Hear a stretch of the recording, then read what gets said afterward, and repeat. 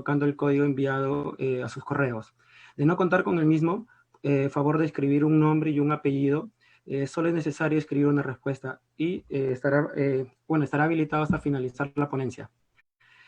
Cabe resaltar que de haber preguntas, esas serán respondidas al finalizar la ponencia. Sin más preámbulos, me complace presentar al ingeniero con la ponencia Proyecto de Gas Natural para la Reactivación Económica del Perú, quien es ingeniero mecánico egresado y titulado de la Universidad Nacional de Ingeniería con estudios completados de maestría en aplicaciones en gas natural, gerente y director de empresas con más de 30 años de experiencia profesional en el área de los hidrocarburos y energía en general.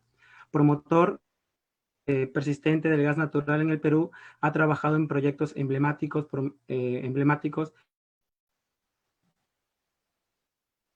sea asesor de empresas nacionales y extranjeras en procesos de privatización y negociación de contratos. Actualmente es gerente general de gas y energía. Sin más que decir, adelante, ingeniero. Ok, buenas noches a todos. En primer lugar, para agradecer a la SP Uni por esta invitación y la posibilidad de compartir con todos nuestros planteamientos, que en realidad desde hace tiempo estamos con esta idea de relanzar el gas natural para el desarrollo del país, ¿no? Por si acaso, un poquito más de información de mi parte. Yo trabajé en Petroperú cuando se descubrió Camisea. Camisea se descubrió en el año 84. No trabajaba yo en el área de desarrollo de perforación o de explotación, sino trabajaba en ingeniería. En el año 87 fui integrado a un comité que se formó para este proyecto y bueno, así que tenemos una vinculación de unos 33 años con este proyecto. He participado en diversas etapas a lo largo del tiempo, porque el proyecto no ha seguido una línea inmediata. Se fue Shell, regresó Shell, se volvió a ir. Es decir, se ha pasado una historia importante con este proyecto que es uno de los emblemáticos, pero que no es el único que hay en relación al gas natural en Perú. La idea de esta exposición es encontrar en medio de la situación en la que estamos una posibilidad de desarrollo del país a partir del gas natural. Y lo que tenemos nosotros es que la realidad es la realidad, no hay manera de, no hay otra definición en el sentido que tenemos una serie de problemas, particularmente la aparición del COVID es una situación real que todos enfrentamos y que trajo como consecuencia una caída muy fuerte de la demanda, una caída de los precios del petróleo que aquí, como pueden apreciar, al día 24 de octubre, o sea, hace unos pocos días, nada más, hace 2 días, bajó nuevamente de precio, ¿no? Había experimentado una caída hace 1 mes y medio, volvió a subir un poco y sigue en estos bemoles de que sube y baja, pero la verdad es que su precio es relativamente bajo comparado con otras épocas, ¿no?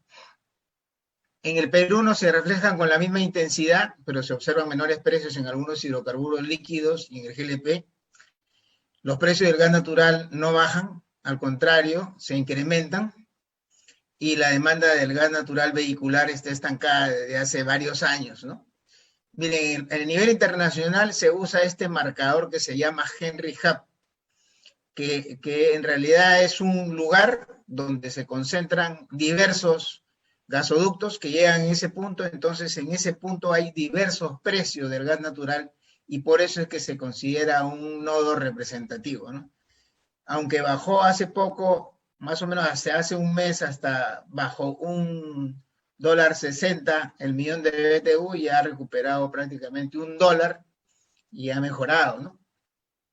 La economía peruana va a caer muy severamente. Miren cómo eran los precios de la gasolina antes del COVID y cómo cayeron, tanto que inclusive en el caso anterior, si ustedes miran, el GLP estaba a $1.65 y llegó a estar a $1.12, ¿no? Hoy ha subido un poquito, pero todavía mantiene precios relativamente bajos. O sea, es que en el Perú no se traslada completamente las caídas de los hidrocarburos líquidos, pero efectivamente en esta ocasión yo creo que es más notorio que en otras oportunidades. El gas natural, sin embargo, no baja de precio, ¿no? Acá están los precios en dólares por metro cúbico, ¿no? Entonces, esta es la tarifa de Lima, en enero y en octubre, y ustedes pueden ver que se ha incrementado ligeramente, ¿no? O sea, pero se ha incrementado, ¿no? O sea, en contrapartida de que los hidrocarburos líquidos bajan de precio, el gas natural incrementa su precio. Entonces, por lo tanto, una de las cosas que ha ocurrido también es que se ha caído severamente el gas natural vehicular, que, miren, está estancado desde hace varios años, ¿no? Miren, desde el año 2015, por ahí es un crecimiento muy bajito, pero este año, hasta la fecha, es más o menos la mitad de todo lo que se consumió el año pasado, y asumiendo que se recupere en estos 3 meses que quedan, que creo que ya no queda tanto, podría ser que la caída llegue a 520.000 y por lo tanto a nivel anual la caída finalmente sea de menos 30%, que es muy fuerte la caída. Los demás hidrocarburos también han caído, aproximadamente hasta el mes de agosto, que es la última estadística publicada por el Ministerio de Energía y Minas, ha caído el 25%, y por supuesto dentro de eso está muy claro que el que no ha tenido mayor movimiento ha sido el turbo, ¿no? Que es un combustible para aviación. Los demás hidrocarburos no han caído tanto, el GLP, la gasolina sí va bastante, el diésel también, y bueno, el petróleo residual sí depende un poco de la estacionalidad, ¿no? Y el Estado en esta época, bueno, dio sus medidas de contención del COVID, que como hemos visto no funcionaron. Bueno, como dice la frase, todos somos generales después de la guerra, pero aquí lo que podemos notar es que, miren, el año pasado, hasta octubre, fallecieron 95.000 personas. Este año, hasta la última estadística publicada hoy, ya van 180.000 fallecidos, ¿no? Es decir, hay como 85.000 más. Pero muchos dicen, no, esos no son COVID. Esos fallecidos son de otra cosa, se han muerto de otra cosa. Pero se da la característica de que mientras por otras enfermedades, la característica en los años pasados es de que fallecen 54% de varones, es decir, es la estadística anual. En cambio, para el COVID fallece el 70% de varones. Si nosotros aplicáramos que la evolución, digamos, estadística hubiera sido de 95.000 a 100.000 este año, sería el 54% de varones, y lo que sobra le aplicamos el 70% y nos da 110.000. Y comparado con el total de fallecidos, esto nos da 61%, que coincide exactamente con lo que dice SINADEF. Entonces, no me queda mucha duda de que por este valor de 80.000 ronda la cifra de fallecidos por COVID. En fin, es una curiosidad nada más. La actividad de las autoridades del sector es dispersa porque el Ministerio de Energía y Minas y Osindarmin no trabajan de manera mancomunada en la promoción del gas natural, ¿no? No están conjugadas estas dos elementos fundamentales. Uno pertenece al Ministerio de Energía y Minas y el otro pertenece a la presidencia, ¿no? Entonces, Osindarmin reporta a la presidencia. El desinterés por una reestructuración regulatoria que recién se despertó a raíz del accidente de El Salvador y sin embargo las reacciones creo que han llevado efectivamente una penalización severa de los actores de este negocio, pero yo creo que acá va más allá de eso, ¿no? No se trata de penalizar, no se trata de salir con policía, se trata de avanzar más allá. Algunos agentes de la cadena del gas natural están sobreprotegidos, por eso me parece que la consecuencia es la subida de precios en lugar de que el gas natural haya también apostado por la competitividad y tenemos un marco normativo que le gusta arrear la bandera peruana, entonces todas las normas queremos que sean peruanas, queremos tener normas muy peruanas, habiendo muchas normas internacionales. La situación actual nos dice que hay varios elementos que no están bien, que están trabajando mal, y nosotros queremos hablar de eso, no porque queremos regodearnos en los defectos que tenemos, sino para poder identificar aquellos factores que nos van a permitir salir de esta situación y potenciar el uso del gas natural como un factor clave en el desarrollo del país. Lo primero que notamos es que los precios, las tarifas, ¿por qué suben? Porque hay un recargo que está a favor del concesionario. Es decir, que en algún momento el concesionario contrató más molécula y más transporte del que la demanda se preveía, o simplemente vino a ser una situación en la cual hizo sus pronósticos y el país no dio para eso, porque no creció en el tamaño suficiente, porque hubieron crisis, porque la minería no funcionó, etc. Pero digamos que la reacción del ente regulador, Osinarmin, no fue de que el concesionario pues vea de qué manera resuelve esos pronósticos equivocados, sino lo que dijo es que los usuarios le paguen esa cuenta o sea que esta demanda que no llega a cubrir las expectativas, porque la demanda antes del COVID llegó a 160 millones de pies cúbicos por día, mientras que el transporte contratado era casi 197, o sea, casi 40 millones de pies cúbicos por día sobrecontratados en transporte, y el contrato en el gas era mucho mayor porque ascendía a 228 millones de pies cúbicos por día, pero no se paga todo porque el take-or-pay es de 80%, y entonces eso baja un poco la expectativa. Pero igual existe un gap de este tamaño que Osinarmin determinó que los usuarios deberían de pagar. ¿Y cómo lo pagan? Dicen, toma las facturas que tenga que pagar el concesionario, la divides entre la demanda y ahí sale el precio. Y claro, eso funcionó muy bien, digo, a favor del concesionario, 2016, 2017, 18, 19, hasta que llegó el COVID. ¿Y qué ocasionó el COVID? Que se caiga la demanda. Imagínense, la demanda estaba aquí y bajó. Y lo que se venía era una subida tremenda, porque imagínate con esta ecuación de que hay que dividir la factura total, que no cambia, entre la demanda, que se ha reducido considerablemente, entonces las tarifas iban a subir severamente, y frente a eso, recién Osinarmin tomó algunas medidas, pero en este momento eso todavía está en plena discusión. Por otra parte, a nivel país, lo que se nota es una gran inequidad, una gran variabilidad en las tarifas, ¿no? Mientras en Lima, si miramos los precios de los usuarios residenciales por millón de BTU, que asciende a 10.7, y en Ica asciende a 12.8, miren en las localidades del norte, como Lambayeque, Cajamarca, La Libertad y Ancash, está casi en 19. Miren, Lima 10 y la provincia 19. Arequipa, Moquegua y Tacna igual. Y el concesionado Naturgy de Arequipa, Moquegua y Tacna dijo, me voy del Perú porque no han cumplido con lo que yo quería, con mis expectativas, así que me voy.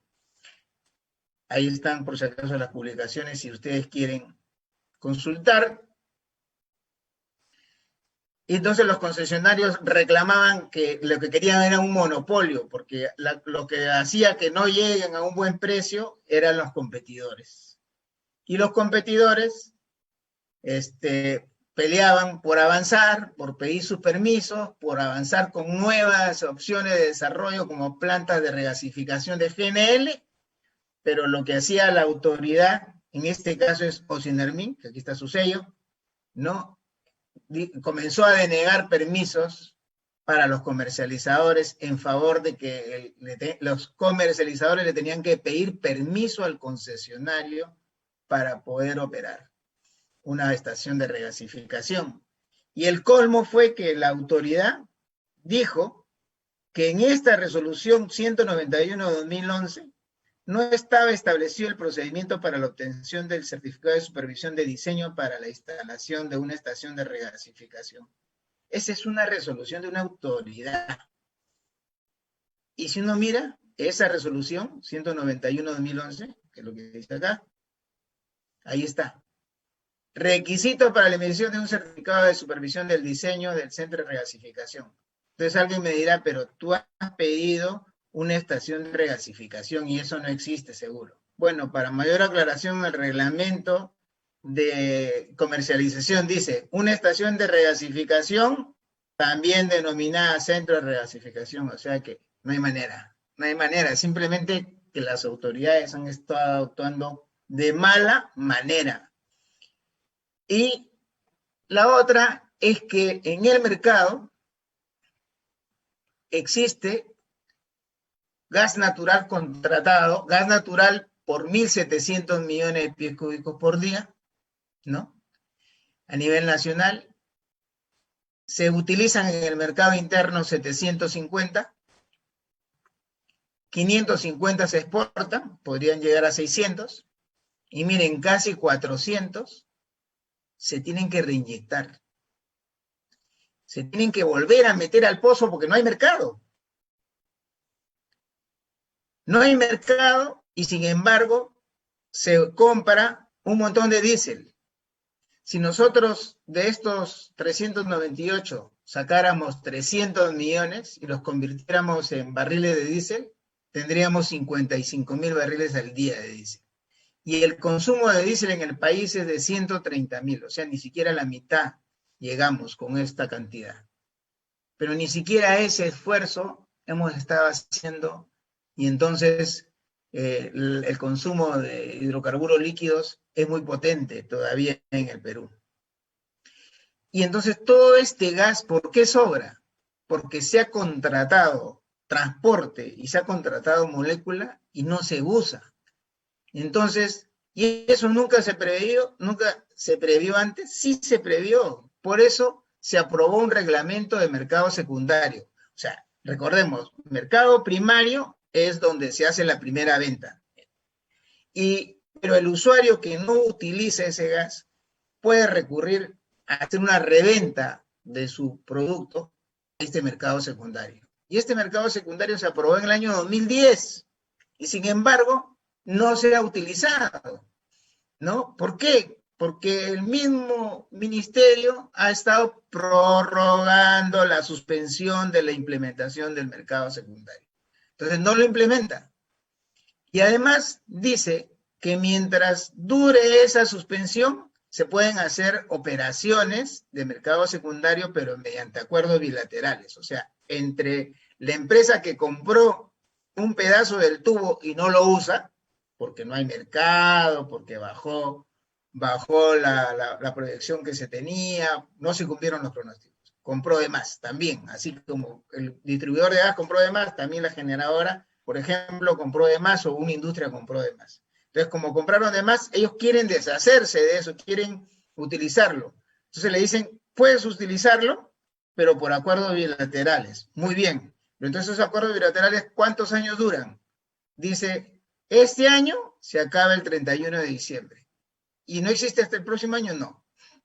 Entonces, ¿cómo es que se puede comercializar gas cuando el gas se necesita pues para varios años en uno comercializar? Uno no puede, ¿vale? Uno dice, oye, véndeme un gas para el próximo mes, pues, ¿no? Porque los proyectos de gas toma tiempo cristalizarlos. Entonces, esta suspensión de mercado secundario ha debido ir acompañada con estas autorizaciones de acuerdos bilaterales por varios años, no por un año. Entonces, esto es otra de las cosas que no ayudan a que se utilice esa molécula que está pagada, ese transporte que está pagado y no se utiliza.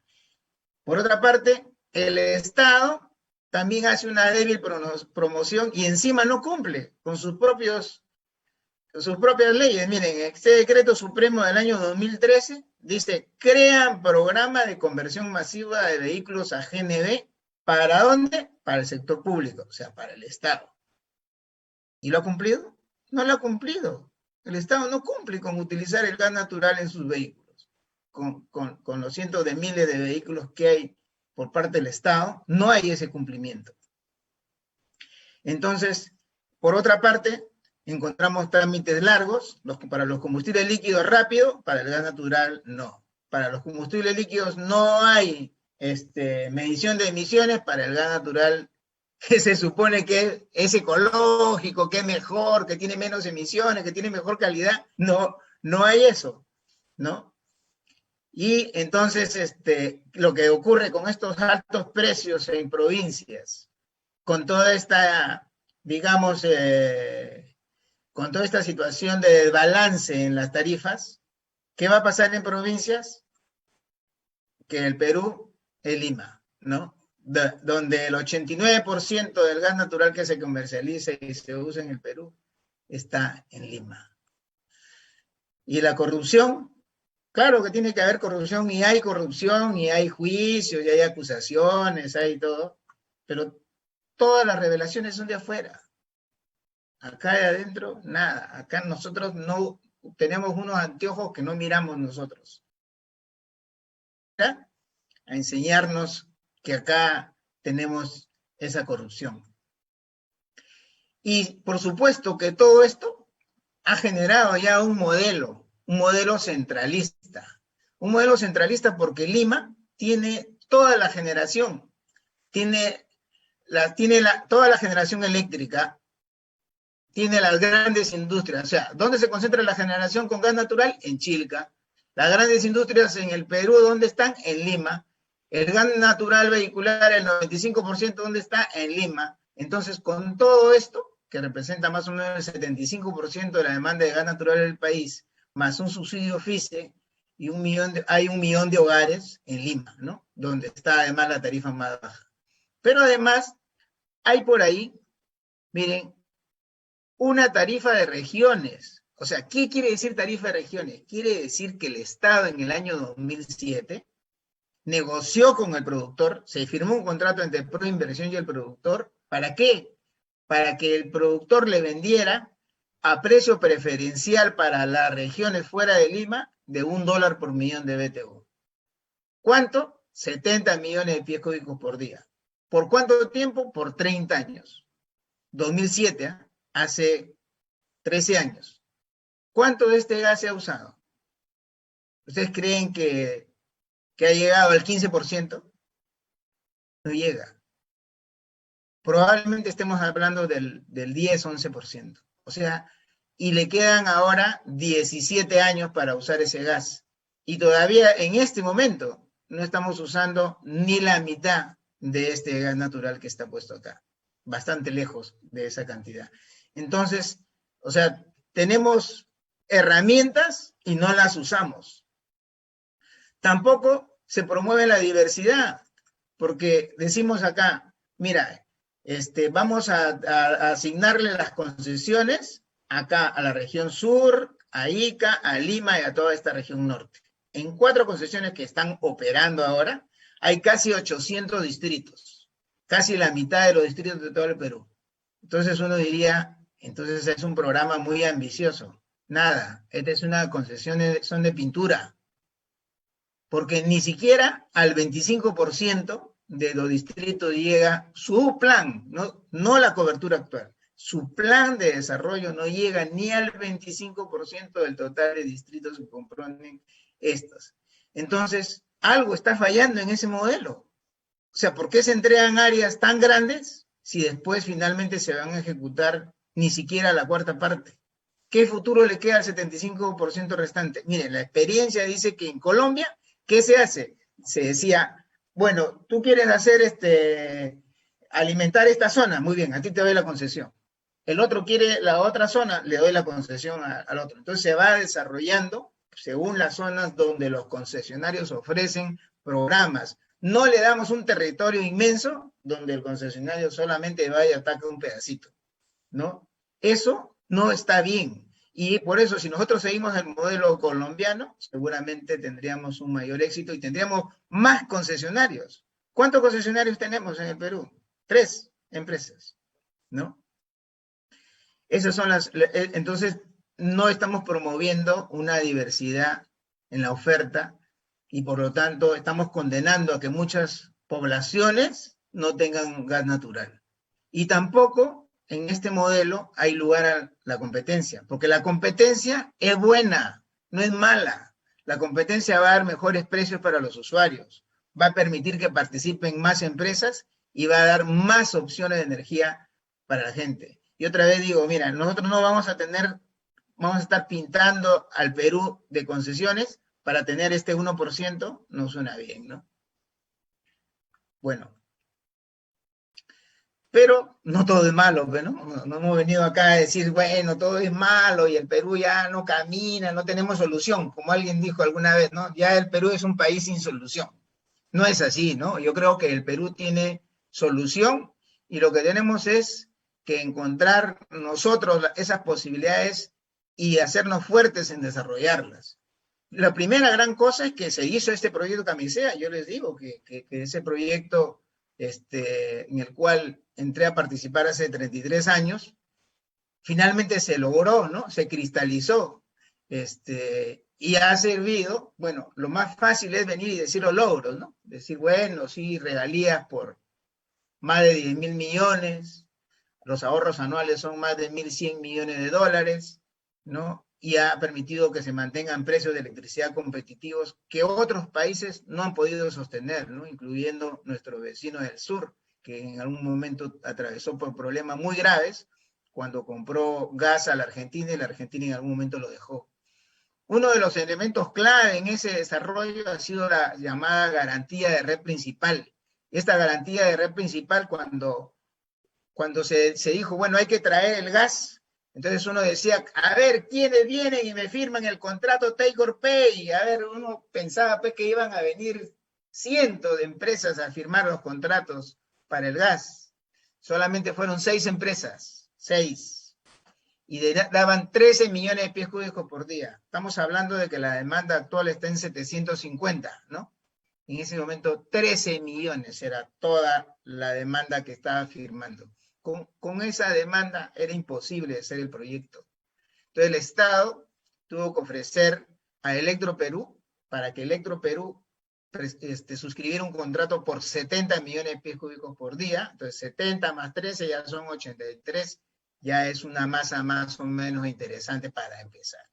Entonces, pero ¿cómo se podía hacer que los inversionistas dijeran, bueno, ese país es creíble, pues después de todas las crisis que han pasado, ¿no? Recordemos que el proyecto Camisea, en su última etapa, arrancó en el año 2000, entonces, para que arranque, para que crean, el Estado tuvo que ofrecer lo que se llama la garantía de red principal. ¿Qué quiere decir? Que estas tuberías que se iban a construir, el Estado garantizaba que se iban a pagar. Entonces, lo que no se pagaba por la demanda, el saldo lo pagaba el Estado, con un compromiso de 380 millones de pies cúbicos por día por los primeros 7 años y luego 450 millones de pies cúbicos por día hacia los siguientes, inclusive el proyecto era hasta 30 años. Entonces, la otra cosa buena que se hizo es que se establecieron normas técnicas de base iniciales, que también fueron muy importantes porque también tuvieron sus reglamentos, normas técnicas, y eso permitió un desarrollo organizado de este negocio. También el famoso Sistema Nacional de Carga. ¿Qué es el Sistema Nacional de Carga? Nosotros, si quisiéramos saber en este momento cuántos vehículos se están cargando, se sabe. El sistema, en un vehículo carga 8 metros cúbicos por día, se sabe su placa, ese vehículo tiene su chip, y cuánto cargó, ¿no? Y si alguno se pasa, o sea, si alguno lleva un cilindro más grande, ahí se detiene la carga porque es identificado y se le suspende encima el chip. A lo que se determina el chip no les pueden despachar porque ya se terminó su autorización y el chip tiene que ser verificado anualmente de manera que se pueda verificar que el vehículo está en condiciones de ser cargado. ¿Por qué? Porque se asume pues que el gas natural es un combustible peligroso. En realidad todos los combustibles son peligrosos, algunos probablemente más, pero en realidad no se trata de más y de menos. De lo que se trata es de que los combustibles tienen que ser manejados apropiadamente para que podamos controlar su nivel de peligrosidad. Este Sistema Nacional de Carga es un instrumento valioso que también ha servido para financiar taxis de gas natural, financiar conversiones. ¿Por qué? Porque es posible, no hay ningún carro que se pueda ir a cargar y pueda decir, bueno, yo tenía mi cuota, pero no la quiero pagar. No, ahí en el momento que carga, ahí va pagando su cuota. Y además viene el FICE, que se creó en el año 2012 y que ha servido muchísimo para poder potenciar el gas natural, ¿no? Y el subsidio para el desarrollo del gas natural, inclusive del GLP también. Pero miren, hasta el año 2012, recién en el año 2012 a fines, se pasó la barrera de los 100.000 usuarios de gas natural en Lima, ¿no? Hoy en día ya estamos hablando casi de 1 millón de usuarios. ¿Qué necesitamos para proyectarnos hacia el futuro? ¿Cuál es el proyecto? El proyecto tiene varios componentes. El primero es la competencia. Segundo es cambiar el modelo. Promover el consumo del gas natural. Promover no es salir con una pancarta y decir que se use el gas natural. Va más allá de eso.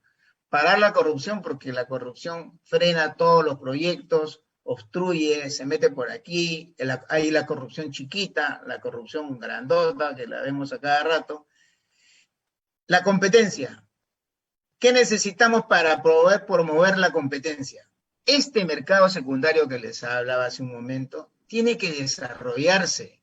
Y mientras este mercado secundario se desarrolla y que va a traer molécula competitiva quiere decir molécula barata, porque el que ya compró molécula y compró transporte y no lo puede usar porque no tiene demanda para usarlo, si lo vende a un tercero, tiene que sacrificar un poco de precio. Al sacrificar eso, va a permitir que alguien compre el gas más barato. Y con ese gas más barato se pueden hacer más proyectos.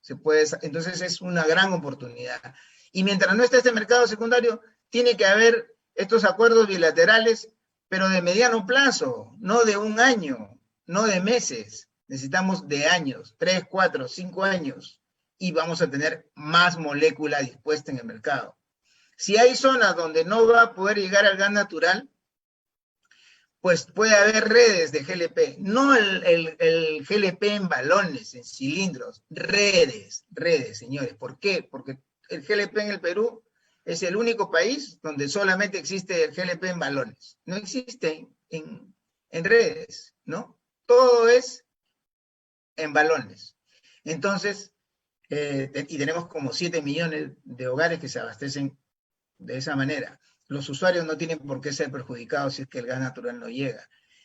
La extensión del precio de gas de regiones, decía yo que había un precio de gas de regiones de $1, que se extiende. Si no lo van a usar los concesionarios de distribución, que lo usen los comercializadores. Lo que necesitamos es molécula competitiva. Miren la cantidad de gas que está ahí en el papel y no se utiliza. Otra forma de promover es la devolución anticipada del IGB, que ya se ha hecho antes. La devolución anticipada no significa que le vas a regalar plata a nadie. El inversionista cuando compra algo paga 18% de IGB. Lo que dice la devolución anticipada es que no esperes a que empiece a operar, ¿no? Eso es lo que dice la devolución anticipada. Si esa planta de GNL no iba a existir, entonces no le va a afectar al Estado el hacer eso. Y bueno, luego de eso tenemos cambio del modelo, ¿no? El modelo lo que dice es, actualmente el precio de gas natural en las provincias llega caro. ¿Por qué? Porque tiene transporte por camión caro. Tiene redes internas que construir, que en realidad deberían ser redes comerciales, pero tiene que hacerse cargo del subsidio cruzado para poder atender esas localidades. Pero ese subsidio cruzado es muy complicado de desarrollar en provincias, ¿no? Entonces, en lugar de eso, nosotros lo que decimos es que se le financien las redes internas y que no tengan que preocuparse por las instalaciones internas, primero por el financiamiento de las redes y el otro de las instalaciones internas, porque el usuario digamos, necesita esas redes para poder consumir en su cocina o en otros puntos de consumo de gas natural, ¿no? Pero si esos los tiene que poner el concesionario, es una carga pesada, y por eso esas tarifas van subiendo. Y no solamente suben, por si acaso, en provincias para las casas, sube también para las industrias. Entonces, si el gas de transporte en camión, que no es que hayan muchísimos viajes, pero cada viaje cuesta, entonces si ese gas no tiene ese costo, entonces también va a aplicar para la reducción de las tarifas en esos lugares, ¿no? Por otra parte, si es que esas ventajas van a recibir esos concesionarios a cambio, ¿qué se quiere? Que hagan programas más amplios. Hoy, en los programas del norte y del sur, abarcan 35.000 casas por año. ¿Qué queremos? Queremos que esto no sean 35.000. Queremos que sean 100.000, que sean 200.000 casas por año. ¿Por qué? Porque hay 7 millones de usuarios de GLP. ¿Qué vamos a hacer con 35.000 casas por año? ¿Con cuántos años queremos llegar a empatar al GLP? Entonces, tenemos que hacer programas de masificación efectivos. Y por otra parte, también tenemos que hacer que las concesiones no puedan mantenerse mucho tiempo si no tienen desarrollo o sea, una concesión dice, me das toda esta área de concesión, no hago nada en una determinada área, ¿no? Y sin embargo la sigo teniendo ahí la tengo el concesionario. No, aquí debería ser que se queden solamente con las áreas con programa de desarrollo. Si no tienes programa de desarrollo, suelta esa zona. ¿Para qué la sigues acariciando? ¿No? En Lima, por ejemplo, el concesionario tiene todo el departamento de Lima y toda la provincia concesional del Callao. Pero Huacho no tiene, Santa Rosa y Quives no tiene. Bueno, y así podemos seguir buscando todas las provincias fuera de la provincia de Lima, fuera de Lima metropolitana inclusive, solamente tenemos en Cañete, nada más. Entonces lo que queremos es que haya un desarrollo mayor. Cambios en el sistema de tarifas. ¿Sí? Esos sobrecostos que tiene el gas natural, que estamos viendo en el tarifario que les mostré, que en ese tarifario hay sobrecostos. ¿Por qué? Porque ese diferencial de la demanda que se lo hacían pagar, ahora lo han convertido en un sobrecargo. Entonces ese sobrecargo lo paga el usuario. ¿Por qué? ¿Por qué tiene que pagar sobrecargos el usuario? Por otra parte, esas tarifas las hace el concesionario y después las revisa Ocinermin. Pues nuestra propuesta es que las haga Ocinermin, que no las hagan los concesionarios. La otra es que no las hagan en dólares como sale, sino que las hagan en soles, que sean estables en el mes en soles. Si alguien dice, pero lo que pasa es que el concesionario compre en dólares, tú le quieres obligar a que tenga una tarifa en soles estable y él se vea perjudicado en su bolsillo. No, no decimos eso. Nosotros decimos, mira, para este mes pones una tarifa en soles. Y esa ya sabe el usuario cuánto le va a costar en soles. El usuario ya tiene claro cuál es el precio. Cuando termine el mes, muy bien, ya él pagó, lo que estaba en la tarifa.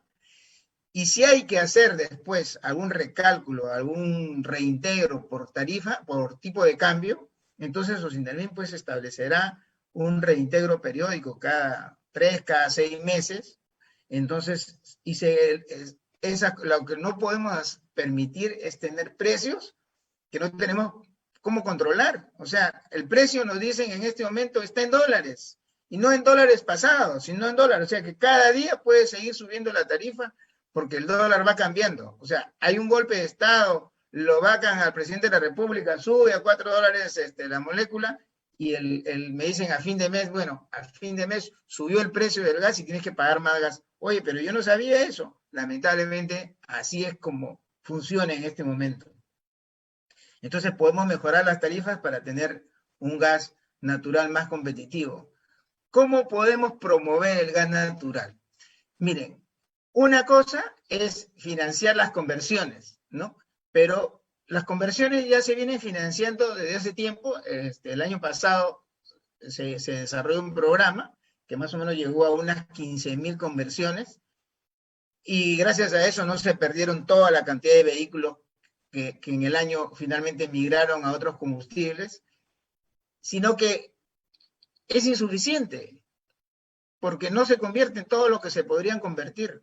Y nosotros lo que decimos es que tenemos que ir a vehículos grandes, a los vehículos que consumen diésel. ¿Y cuáles son los vehículos que consumen diésel? Son el transporte de carga y los buses interprovinciales. Entonces, si miren, si se apunta a 10.000 unidades, solamente a 10.000 unidades, ya hay una inversión de $1.200 millones. Entonces, alguien dijo, pero apliquemos bono de chatarreo o IGB reducido. Bueno, la idea es que tiene que haber un elemento de promoción, ¿no? Lo cierto es que este sí puede tener un impacto en la caja. Sin embargo, vamos a ver que probablemente el IGB reducido no tanto, pero sí el peaje, sí es que se exonera, como en otros países, del peaje a los vehículos que usan gas natural. Pero además el Estado que convierta sus vehículos a GNV, el Estado ahorraría muchísimo dinero. Y además, tantos robos que han habido de combustibles que todos conocen. Redes de GNL y de GLB para regiones remotas, obviamente, tener un subsidio del Estado. Miren, solamente con estos 10.000 buses y tractocamiones, ya la demanda, habría un pequeño incremento de la demanda de casi 70 millones de pies cúbicos por día, que es casi todo lo que se consume hoy en el GNB. O sea, súper importante esta posibilidad. 12.200 barriles de diésel equivale. Y eso es una cosa tremenda, de un impacto en este momento, que decimos, ¿cuánto es la demanda de hidrocarburos líquidos? 275.000 barriles por día. Aquí solamente estamos pellizcando eso, con esos 10.000, 12.000 barriles, ¿no?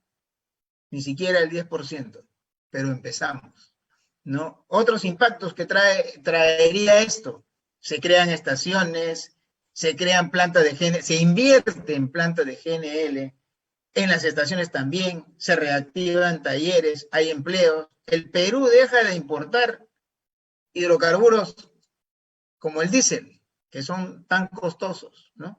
Y entonces mejora la balanza comercial y también mejora el soporte de la moneda peruana, que cada vez que hay una crisis sufre tremendamente, como hoy, ¿no? Que ha subido el dólar desde que empezó el COVID a la fecha. Y esto, pues, que es un cáncer que lo tenemos hace rato, ¿no? Parar la corrupción, ¿no? Nosotros no sabemos nada, o no sabemos nada, todos somos corruptos, pero nos quedamos callados. Como es un mercado chiquito, decimos, no, mejor no digo, porque si no me quedo sin chamba, ¿no? Entonces, ¿qué vamos a hacer? Cambios normativos. ¿Para qué aprueban Osindermin los diseños? ¿Osindermin es responsable de los diseños? No. Es responsable el que diseña las estaciones o las unidades de negocio. ¿Para qué hacemos supernormas? ¿Para qué hacemos normas tan peruanas? Porque es lo mejor. No podemos usar las normas internacionales, es para los otros, para los demás. Nosotros no, porque nosotros somos marcianos, somos distintos los peruanos, ¿no? Y la otra es que se cree, pues, que las declaraciones juradas se firman nomás si son papelitos, ¿no? O sea, le dicen a Osindermin, saca la declaración jurada, la gente agarra una declaración jurada, la firma y se acabó. No le interesa su contenido, porque si pasa algo como lo dio en El Salvador, las responsabilidades van a estar divididas. O sea, el fiscal va a decir, no, Osindermin es el culpable. Osindermin es el culpable de que el usuario no haya utilizado válvulas internas apropiadas, cerradas, en buen estado y demás. No puede ser. O sea, es como decir, el Estado sacó una ley y entonces el Estado se vuelve responsable con el ciudadano. El responsable es el ciudadano que incumple. El responsable es la empresa que incumple. No es el organismo regulador, que tiene sus responsabilidades, obviamente, y tiene sus penalidades al respecto, pero no son las mismas. Entonces esas cosas tienen que cambiar. Esas cosas no podemos tolerar que esas cosas sigan siguiendo eso. necesitamos que esto que estamos hablando ahorita se convierta en cosas concretas. Si estamos hablando de que las tarifas tienen que cambiar, que no se debe cargar el gas tiene que mejorar de precio. Si se implementa el mercado secundario, el gas baja de precio. Si se implementan los acuerdos bilaterales de mediano plazo, el gas baja de precio. Entonces va a haber gas a bajo precio y disponible. Entonces vamos a tener plantas de GNL más pequeñas. Entonces vamos a tener la posibilidad de armar un corredor azul donde puedan circular estos buses y camiones que estamos hablando. ¿Y por qué se justifica? Porque con GNC esto no ha caminado, porque el GNC cuesta 80 centavos de dólar por millón de BTU el transporte por cada 100 kilómetros. O sea, si usted se mueve en GNC 1000 kilómetros, ya le sale 8 dólares el millón de BTU. Que en realidad, si tomamos en cuenta que el diésel más o menos hoy cuesta en el orden de 16 o 17 dólares, sí, alrededor de 17 o 18 dólares, ya tenemos con 1000 kilómetros transcurridos, ya tenemos 8 dólares, ya tenemos el 50% prácticamente ese valor. Entonces nos resta competitividad.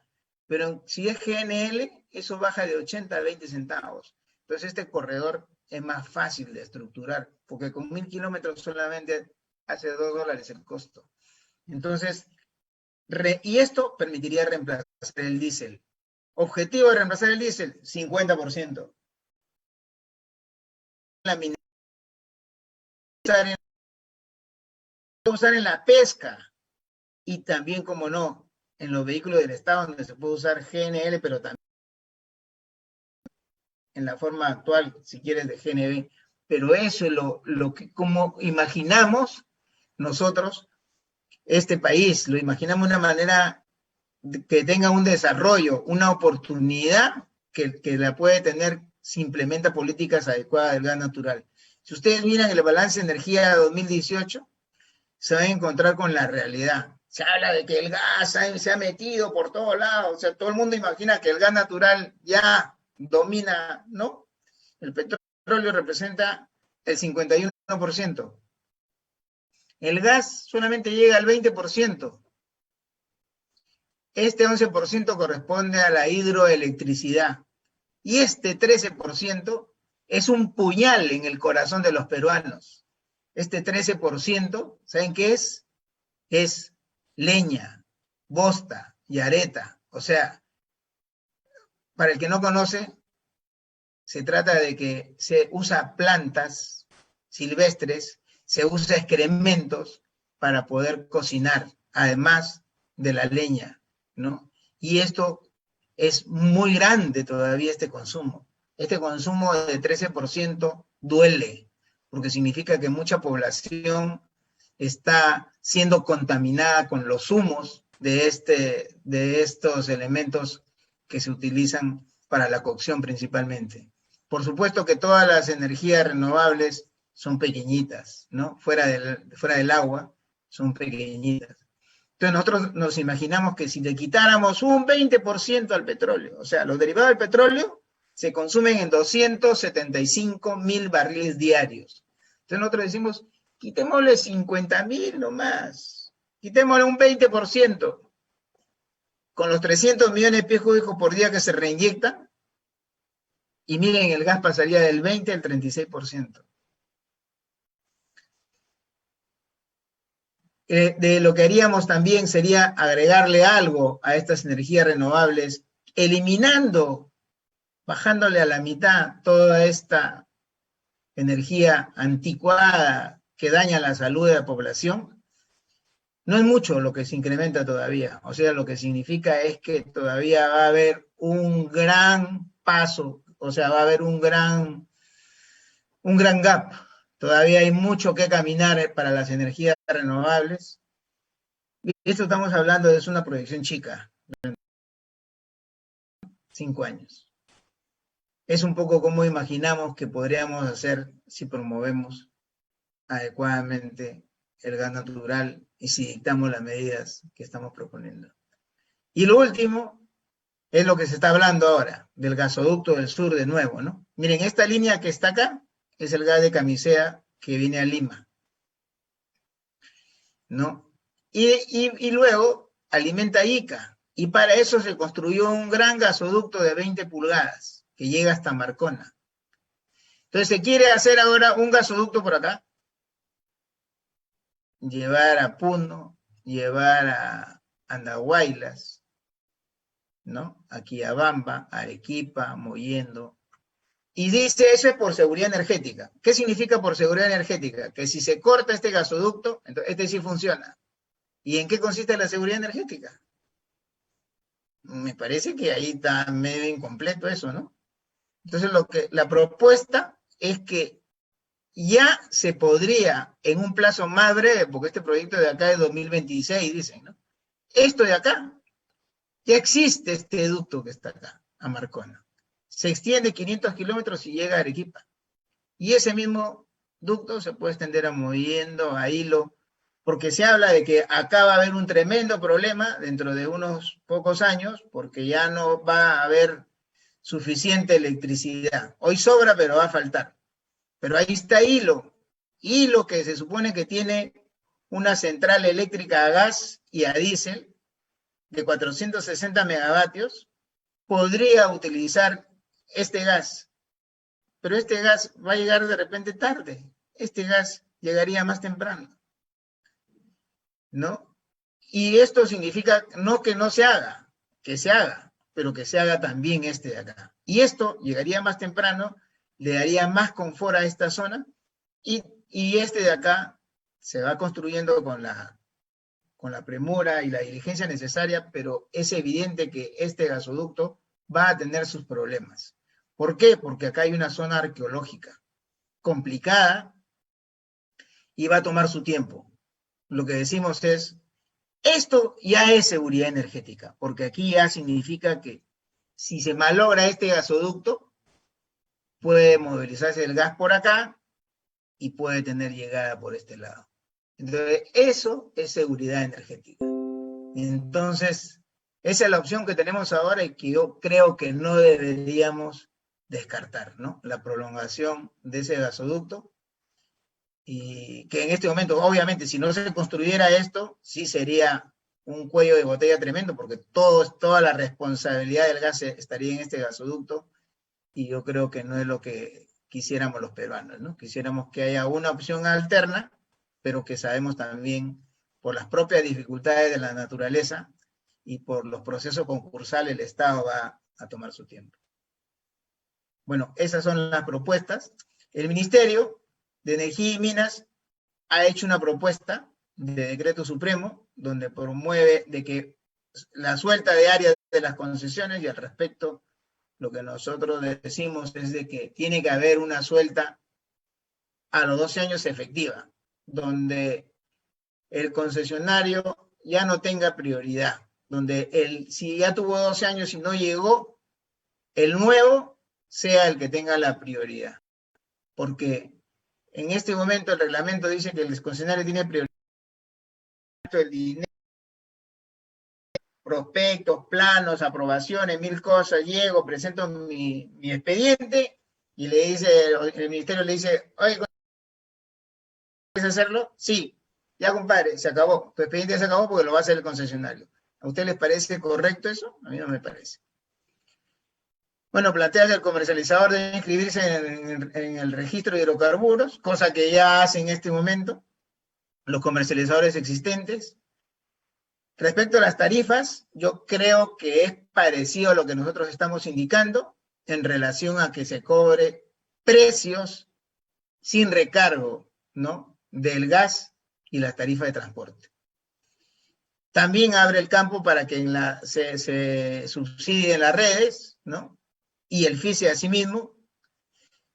Una de las cosas que no nos gustó es que le da la presión máxima de polietileno a 6 bares, y al respecto decimos nosotros, si la norma ANSI-ADME B31.8 dice que se pueden usar 862, es lo que deberíamos decir el reglamento. ¿Por qué tiene que limitarle a 6 bares? Debería de ser lo que diga la norma técnica. Y por último, la discriminación con las comercializadoras que se ha venido implementando desde hace algunos años, se elimina con esta quinta disposición transitoria, según la cual Lo que ocurre es que el regulador en el año 2008, antes que se empezara a comercializar el gas natural comprimido, quería promover el gas para la cogeneración. Entonces se sacó un decreto supremo que permite que el cogenerador sea tratado como un generador, o sea, le da precio de molécula igual que un generador, pero a continuación decía, ¿qué pasa con el de GNC?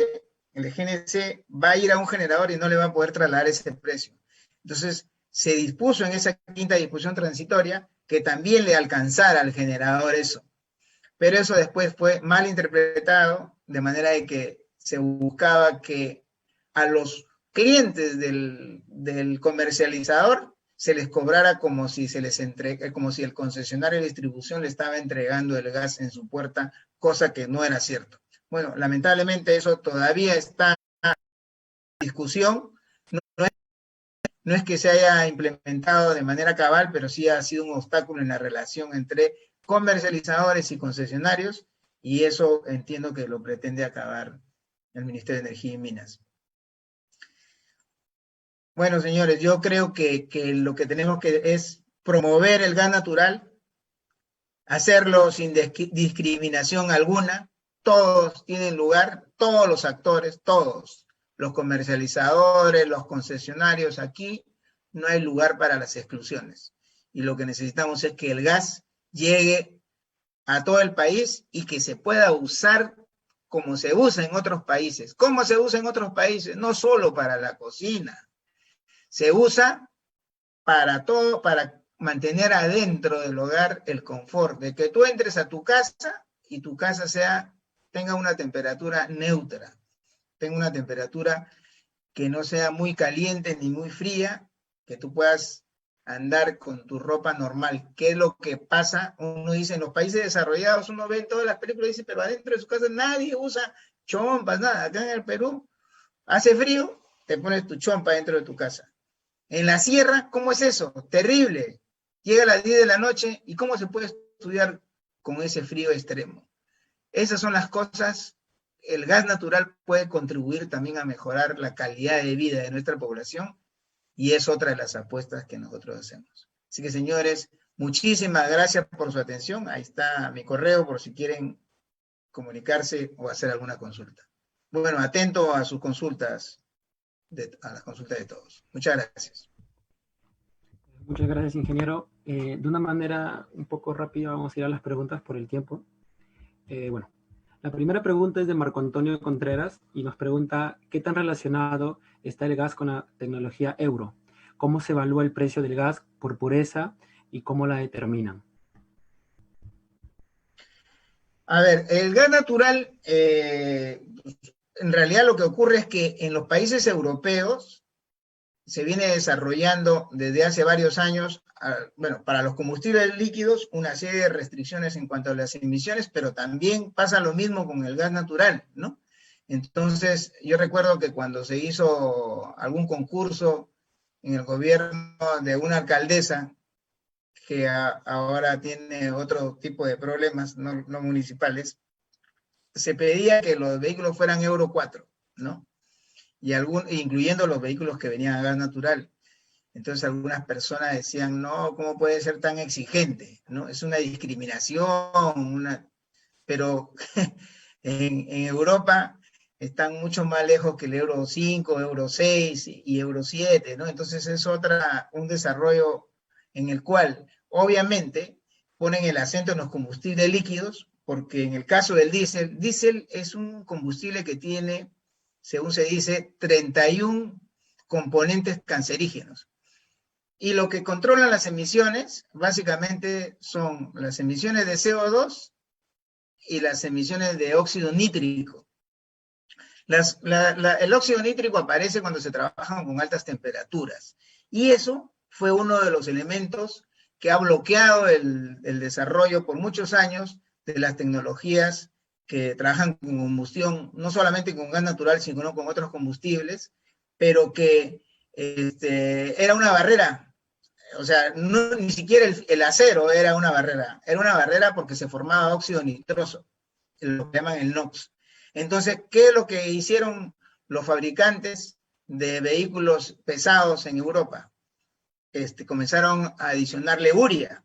Al adicionar la urea, entonces la urea se junta con el óxido nítrico y se separa, y entonces deja de producirse este óxido nítrico y se acabó ese problema. Y hoy en día, ustedes van a ver que todos los que traen un vehículo importado de Europa va a venir con su tecnología que va a tener urea. Y el que se trae gas natural de Europa, hay dos partes. La parte norte, que está en Inglaterra, trabaja con gas natural, trabaja con diésel, trabaja con urea. Y los que están en la parte sur, que trabajan principalmente gas natural solo, ¿no? No utilizan urea porque trabajan con niveles de compresión mucho más bajos y controlan la temperatura del gas en niveles que no, donde las emisiones de NOx no superan los requisitos legales, ¿no?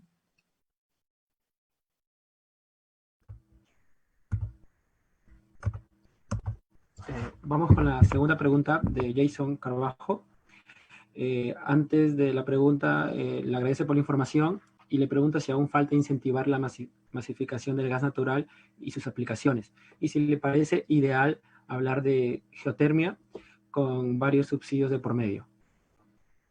Mira, en realidad hay que tener en cuenta lo siguiente, ¿no? O sea, las energías alternativas están todavía a un nivel muy incipiente. Entonces, en este momento, todos los usuarios pagan un pequeño cargo por las energías renovables, ¿no? Que es la manera de hacerlas rentables en este momento, porque si no hubiera ocurrido así, no se hubieran podido cristalizar una serie de proyectos. Y probablemente igual tenga que hacerse con la geotermia. Son desarrollos que van a tomar su tiempo, que no van a reemplazar al gas natural. Yo creo que el Estado también tiene que apostar por eso. En Europa hace años se ha venido trabajando en la promoción de los vehículos eléctricos, y no por eso los vehículos representan un porcentaje alto dentro de la población automotriz. Entonces, es yo creo que una necesidad. Ahora, en el caso del gas natural, efectivamente, tiene que es abundante. Miren lo que ocurre, ¿no? Estamos preguntándonos si debemos o no promover el gas natural, y por otra parte, seguimos importando hidrocarburos,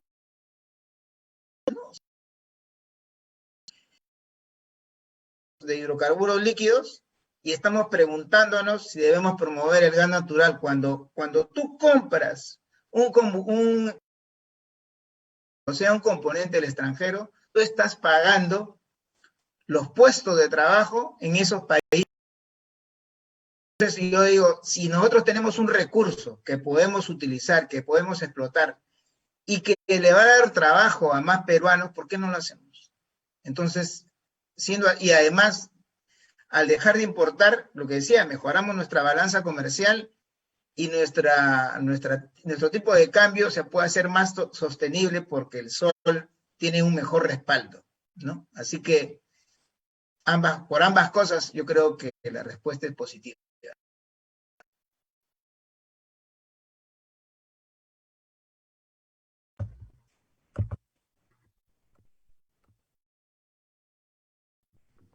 Acá tenemos otra pregunta, bueno, de Miguel Almora. Le pregunta, ¿qué opinión le merece el proyecto de masificación del gas natural que se está realizando en la zona norte del país, donde el privado Gasnor ya ha sido adjudicado con un contrato de distribución de dicho recurso con una inversión de 230 millones de dólares? Bueno, el proyecto de Piura es un proyecto que en su momento tuvo muchos cuestionamientos, ha tenido idas y vueltas, pero finalmente se ha suscrito un contrato. Creo que el contrato que se ha suscrito está condicionado con un problema judicial que todavía existe ahí, que no se ha resuelto, y que yo supongo que todavía va a pasar un tiempo en que se resuelva, ¿no? Porque se entregó la concesión cuando existía todavía este problema judicial, seguramente lo terminarán resolviendo de alguna manera. Mientras tanto, lo que deberíamos pensar es que en la promoción del gas natural, lo que tenemos que hacer es apostar por esta opción, ¿no? El proyecto que tuvo en un momento gas natural desde la zona norte de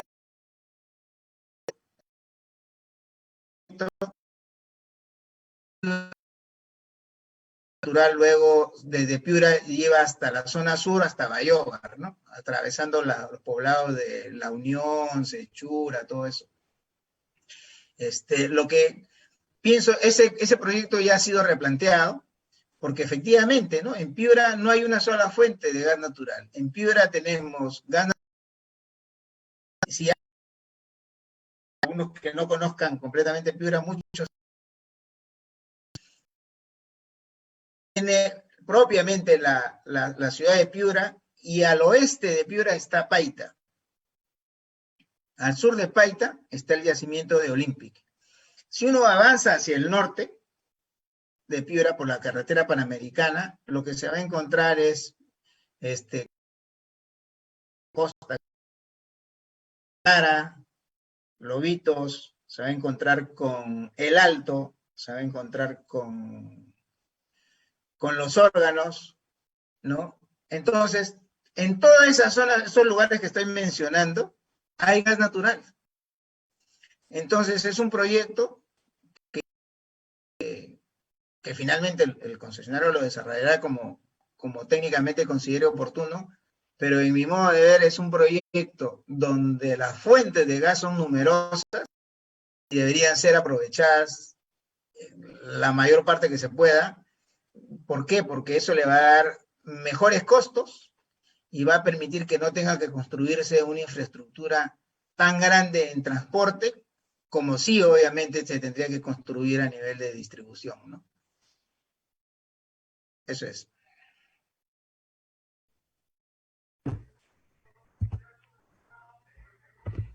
Muchas gracias, ingeniero. Quedaron algunas preguntas, pero por un poco de falta de tiempo, ahí sigue una ponencia en unos minutos. Vamos a dejarlo aquí. Pero usted ha dado su correo correcto y su número de WhatsApp. Las personas que hayan preguntado podrían escribir al ingeniero, como le digo, su correo o su WhatsApp, que lastimosamente por el tiempo no se va a poder responder, bueno, todas las preguntas. Bien. Bueno, muchas gracias, ingeniero, por su participación de parte del SP. Creo que ha sido una charla muy beneficiosa para todos y esperamos contar con usted en una próxima ponencia o charla que pueda llegar a ver. Bien, bien, muchísimas gracias y ahí atentos a las consultas que quieran hacer y espero que esta conferencia haya permitido un poco clarificar el panorama del gas natural y sobre todo que todos hagamos fuerza para que efectivamente el ministerio y las autoridades coordinen apropiadamente y se desarrolle este hidrocarburo de la manera adecuada en el país. Muchísimas gracias. Muchas gracias, ingeniero. Muchas gracias.